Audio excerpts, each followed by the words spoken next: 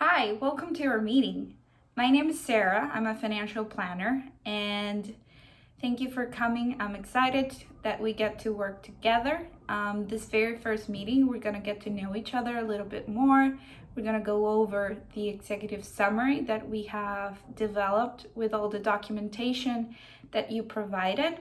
But before we go into the purpose of the meeting, I would like to get to know you a little bit better. And first of all, happy Easter. I celebrate Easter. If you do too, happy Easter.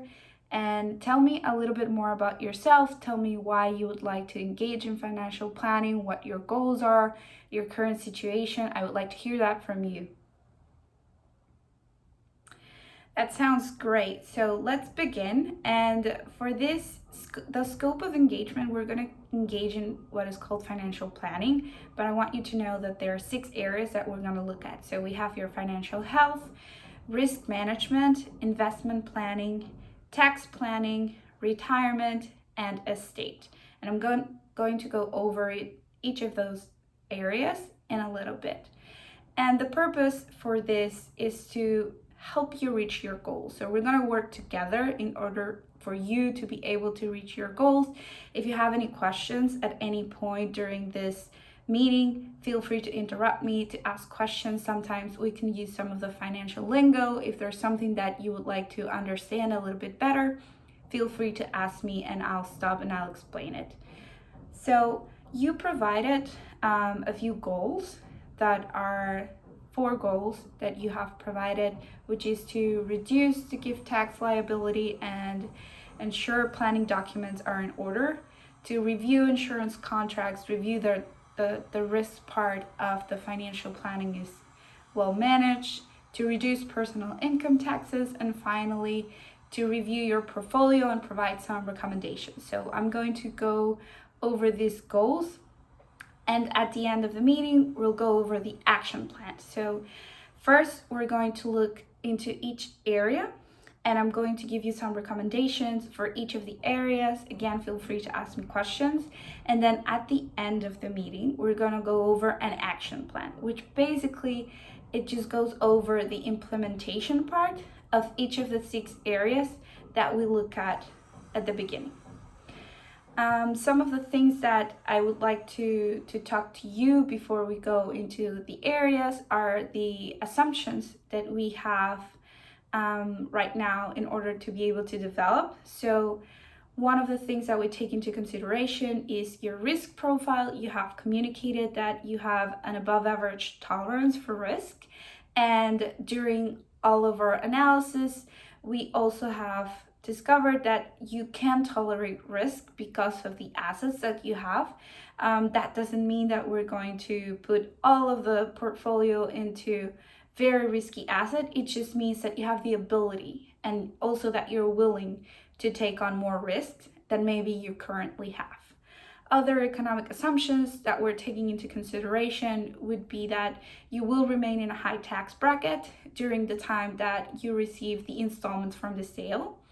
Also that the inflation will be at 2.25%, the risk-free rate at 1%, and then the market risk premium is 7%. Something that we should discuss and that we are going to go is one of the action plan items is that we need to discuss what your expected rate of return will be for the retirement phase, right? Now, before I start on the first area, the health of your finances, is there anything you would like to ask me? Anything that has changed maybe from the assumptions that we have? No? Okay, great. So we're gonna start with the financial health and we prepared some documents. I have provided you, that's in the papers that you have on the folder. So the first page that you'll see, you have the statement of financial position. We have also done some ratio analysis and we have a statement of cash flow. So you can follow what I'm going to be talking about in the folder that you have. And you also have that on your email. Again, if anything has changed, you can just review that maybe later and send me an email stating the things that have changed and we'll update anything. So the current situation, you have a net worth of $12.8 million and you have disposable income of $1.2 million. So that tells us that you have a sizable net worth and you have disposable net income that you can use to fulfill your goals. Something that we have done is also, like I mentioned, the ratio analysis, and your current ratio is right now at 40. A healthy ratio is usually between 1 and 2.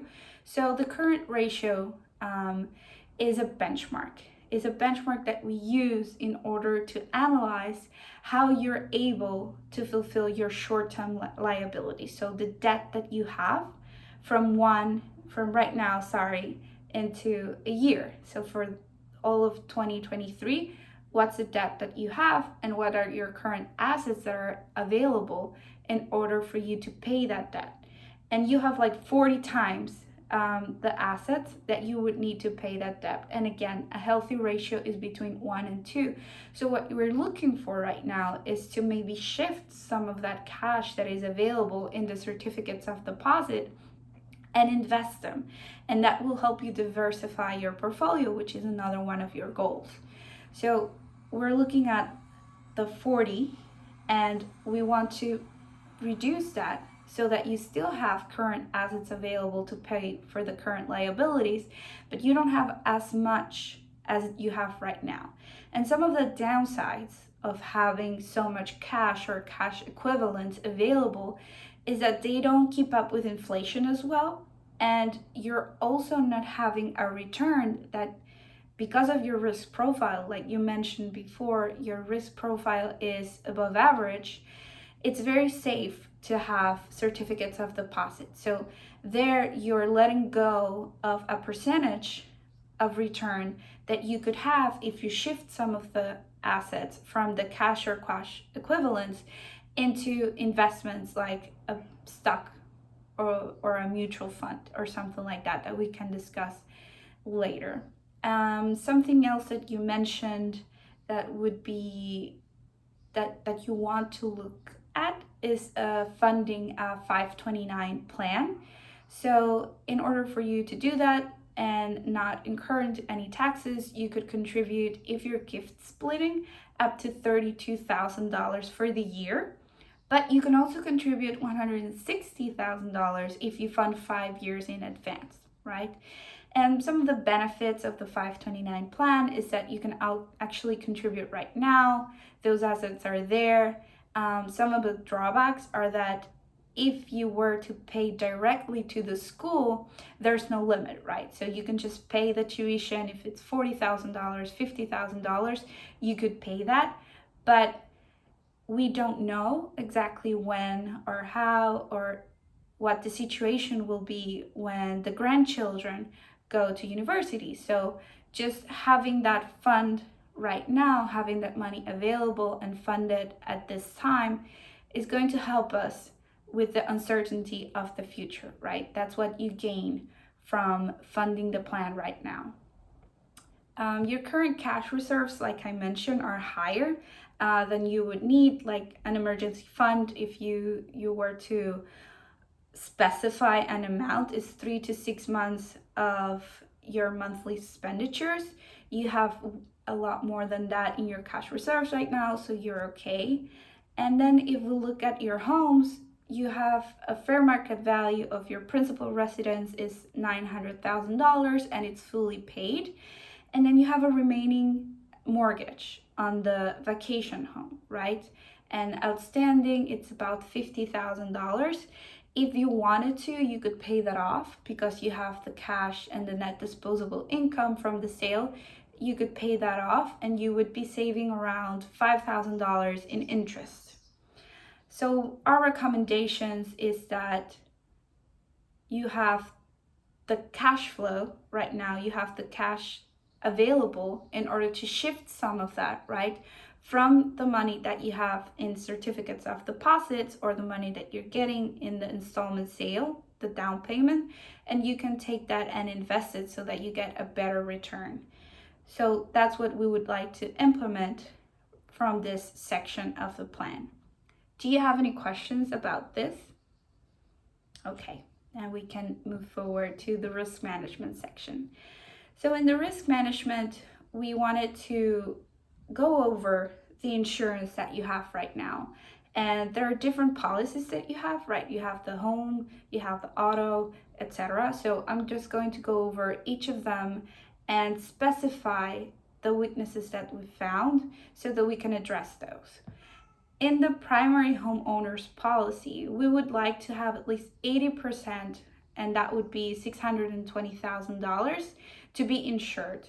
So the current policy, has a shortfall of $35,000 if you were to have a $100,000 loss. And on the other hand, you have your vacation home, and that home is overinsured. So you're insuring more than you would actually need to. We need to reduce the insurance on the vacation home and increase the insurance on the primary home.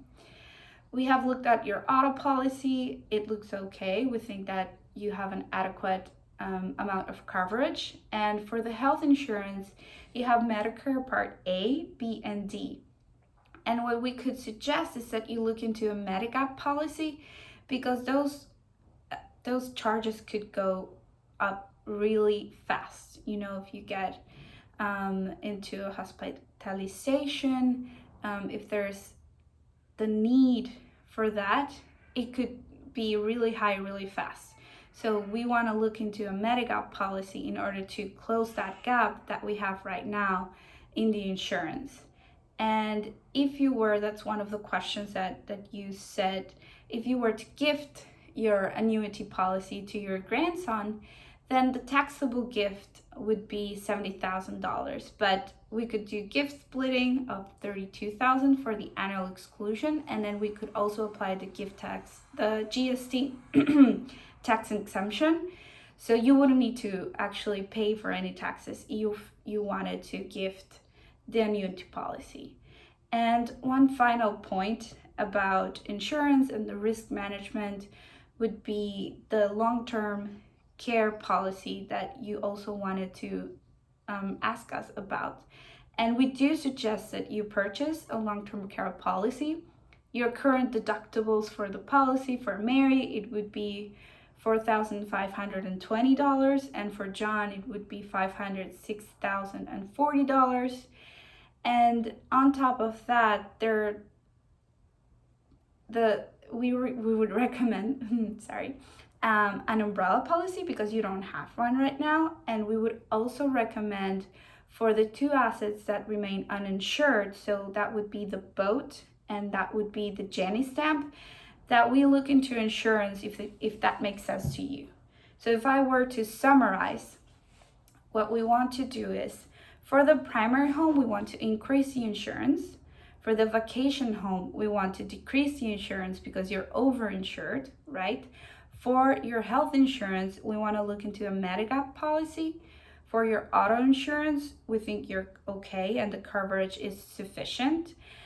We would suggest that you purchase long-term care and an umbrella policy, which you don't currently have, and looking into insurance for both the boat and the Jenny stamp, because especially the Jenny stamp is a sizable portion of your net worth. It's about the same value as the vacation home, but it's not insured right now. So we just want to discuss that with you. If that makes sense, we could help you find a policy that you could purchase. So that would be it for the risk management portion. Is there anything that has maybe changed? Are there any questions that you have? Okay, then we can continue. We're going to look to the investment planning part of the financial plan, and your current situation has some weaknesses that would need to be addressed. You have qualified assets for $3.8 million and non-qualified for approximately $1.6 million. And what we found is that your stock portfolio is underperforming on a risk-adjusted basis, which means that the market is doing better than your actual portfolio, right? And the way we calculate that is we calculate the Sharpe ratio, but what you need to know is that on a risk-adjusted basis, your portfolio is underperforming. And the way we can help mitigate that is to purchase more stocks and to make sure that our new portfolio performs better on the risk adjusted basis than the market, right? So our recommendation would be to diversify your stock portfolio. And the way we would do that is to get some of the cash from the certificates of deposits and a percentage of the cash from the down payment of the installment sale. And we would use that to purchase more stock. If you wish to do that with us, we can provide you with an option or a couple of options so that you can see which one you would like better and we can work together. And then another thing about the investment is that right now you're entering fully the retirement phase. Mary has been retired for a year. John has just sold his business. So you're entering the retirement phase and you have two retirement plans. You have your 401k and your 403b. So what we would suggest is to roll them over to IRAs. And the IRAs provide you with more investment options.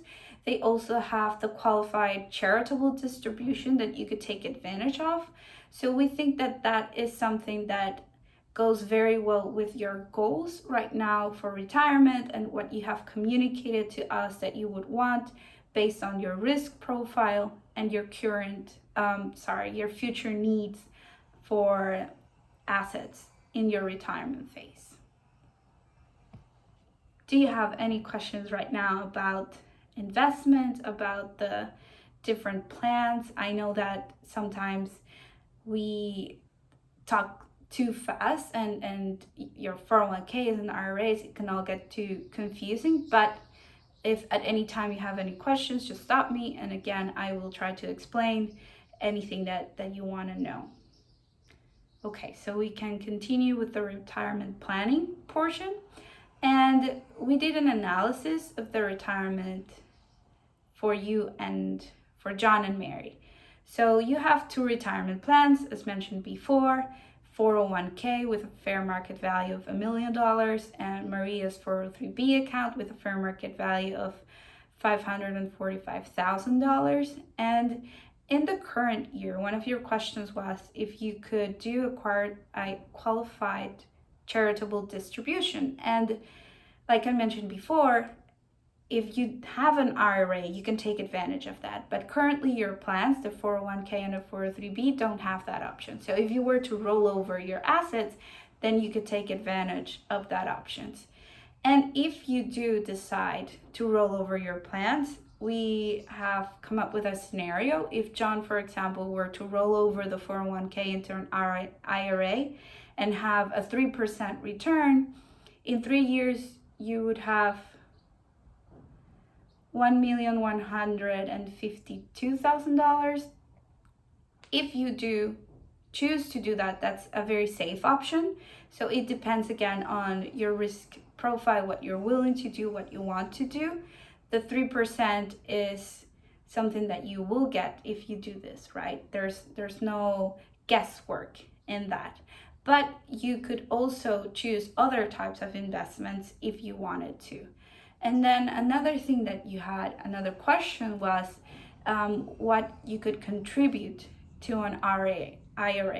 So the IRA, you can contribute earned income, and for the current year of 2022, you have earned income of $11,000. So if you choose to do a spousal IRA, you could contribute that to the spousal IRA, right? Because the personal limits are $7,000. So if you do it together, because you have $11,000 of earned income, that's your limit that you would be able to contribute. In the future years, you will not have earned income. So you would not be able to contribute to the IRA, but you can still play with it and you can still change how the money is invested in order to change the returns that you would get on your IRA.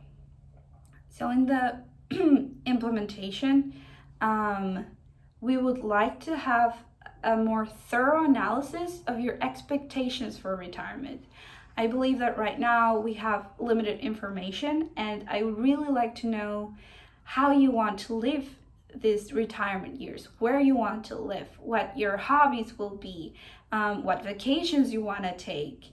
what other things you may want to participate in, like charities, or if you want to have more gifts that you want to give for your grandsons or your children. So I believe that it would be very beneficial for the financial planning if we get together and we have a very thorough conversation about the retirement and what you plan to do in this year so that they're very fulfilling to you.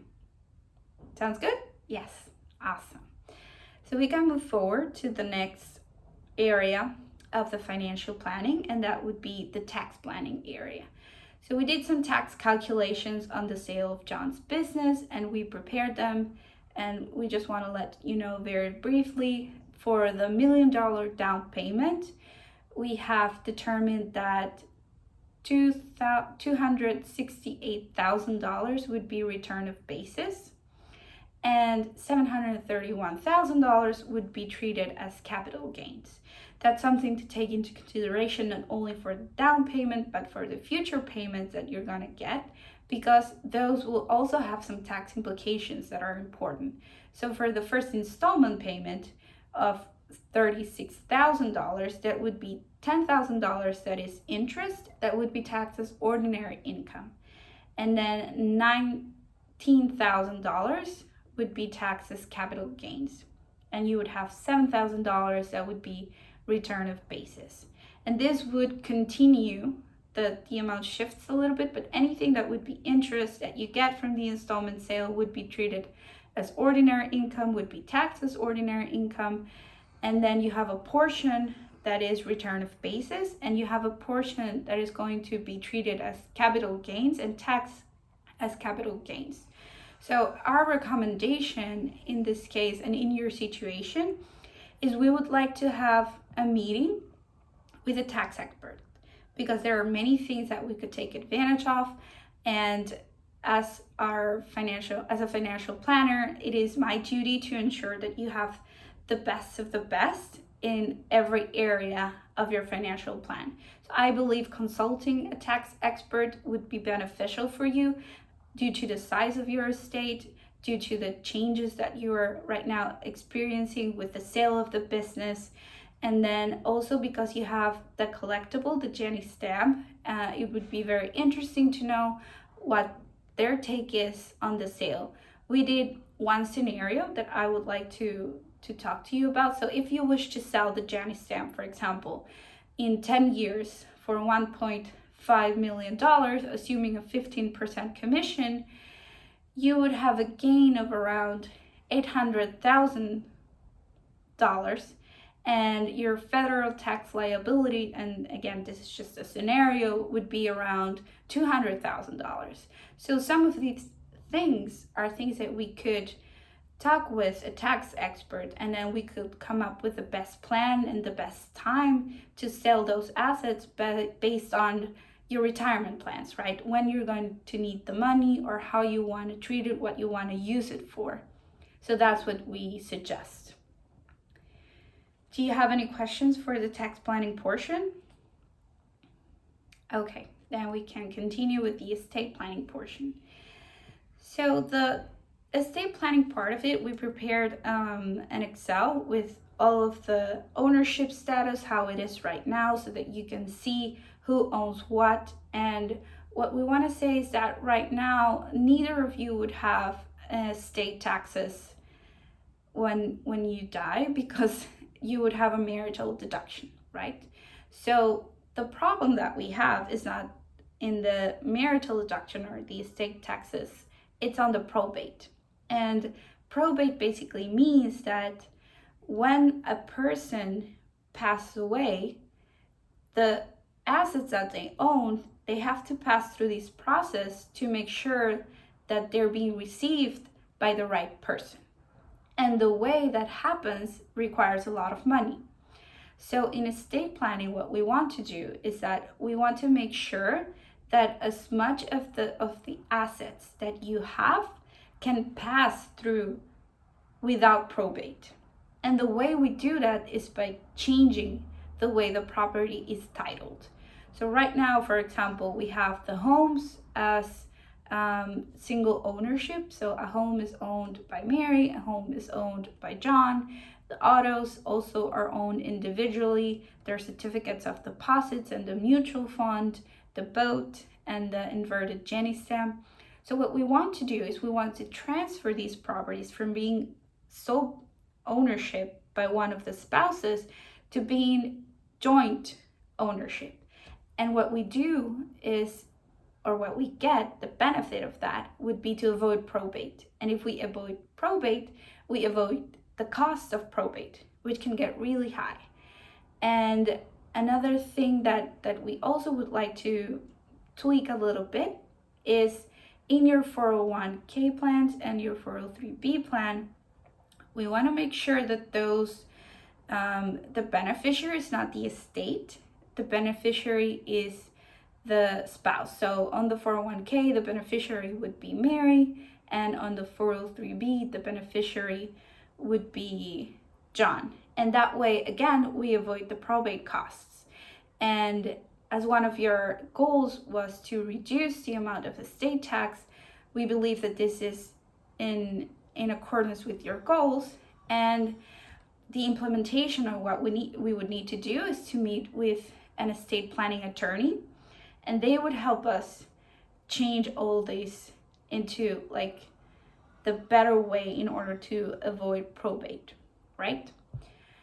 So I have gone over the 6 areas of the planning that we have discussed so far that I mentioned before. That is what we concentrate on. Right now, I want to go over the action plan.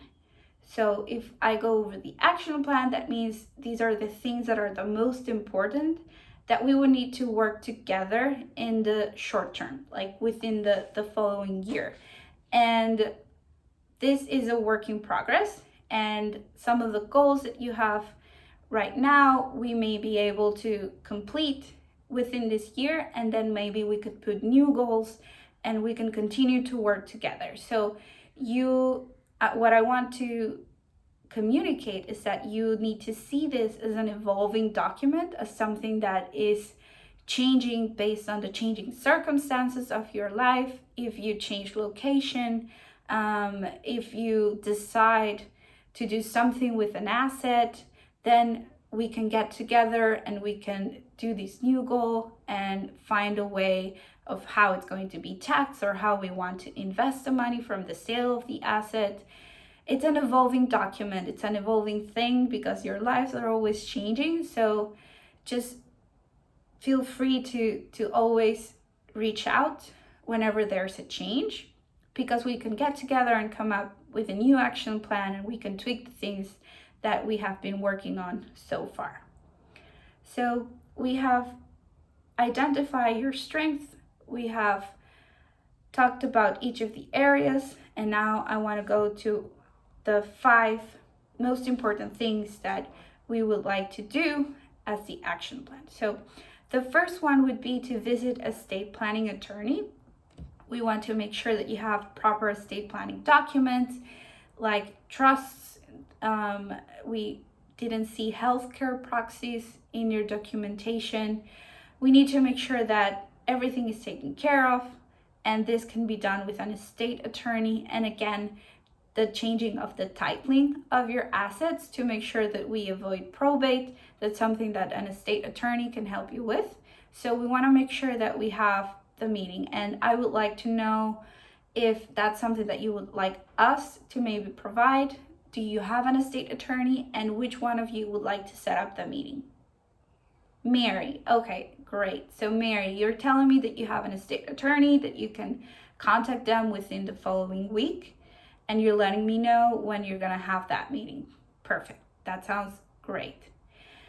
The second option, the second part of the action plan, would be insurance or the risk management. So we're going to reduce the insurance on the vacation home, increase the insurance on the primary home.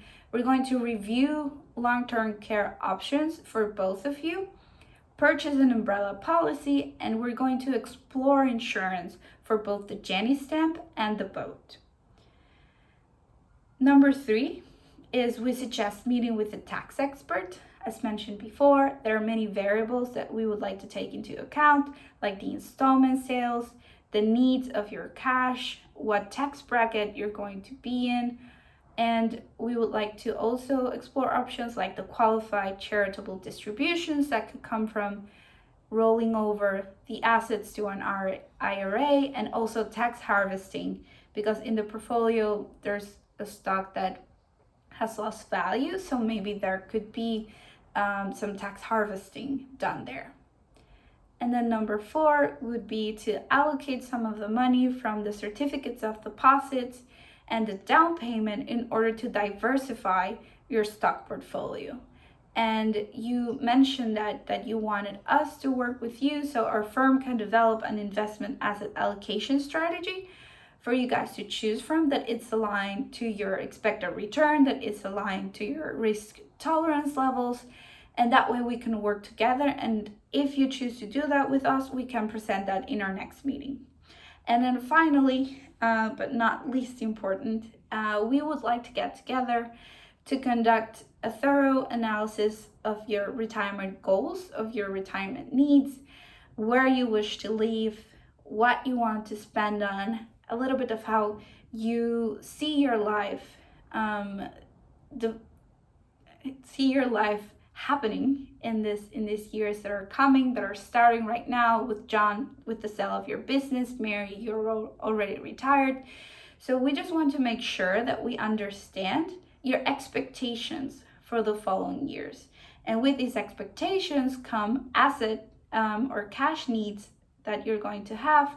And we want to make sure we have the best asset allocation strategy for you to be able to live your retirement the way you want to. So we think it's very important that we actually get together, have a meeting, do this analysis together. And what I would suggest that you do is that before we get to this meeting, you think about it and you talk about it as a couple, so that when we have the meeting, you have some sort of common ground of things that maybe you both know that you want to do. And maybe there will be some individual things that you want to do. So maybe you want to take a solo trip, or you want to do some charity organization, some volunteer work. There are things that are going to be common goals, and there are things that are going to be individual goals. So for the meeting that we'll have on your retirement planning and your analysis of what you will want to do, I would like to have some options ready to explore with each of you, and then the options that you want to do together, so that I can help you achieve them. And that would be the review of the executive summary for today. I'm very happy that you've chosen to come work with us. I'm very happy to get to know you. I am available through email, through the phone. If you wish to have another meeting, we can set that up. Some of the action items that we already discussed, the 5 action items, Mary is going to help us with the state attorney. And if you choose to work with us, I can help you with the investment planning options and also contacting the tax expert. I believe that we should have our next meeting within the next month, so that we can discuss the retirement analysis and your goals for retirement, and we can come up with the best asset allocation strategy. Other than that, are there any questions, any things that you would like to know? No? Okay, then it sounds good. I think that we've gone through everything that was the most important today, and I look forward to continuing to work with you. And again, like I mentioned before, I know I sound like a broken record, but it's really important that you guys understand that you know that you can reach to me through email, through the phone. I'm available, and we can also have another meeting once you go over the executive summary. If there are any questions or any things that have changed that you would like to clarify, we can do that together. So thank you for coming, and I look forward to seeing you next.